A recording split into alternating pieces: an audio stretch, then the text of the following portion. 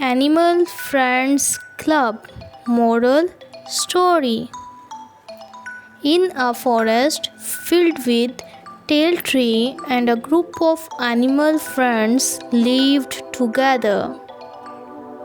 One day they decided to start a club to help other animals in need. They called it the Animal Friends Club. Their first mission was to help a family of birds who had lost their nest in a storm. Bunny used his dam building skills to create a new home for the birds. Rabbit and Rat helped the bird move in and settle. As the Animal Friends Club grew, more animals joined in to help.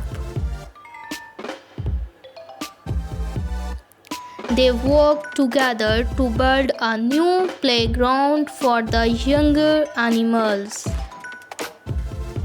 The animals learned that by helping others and working together.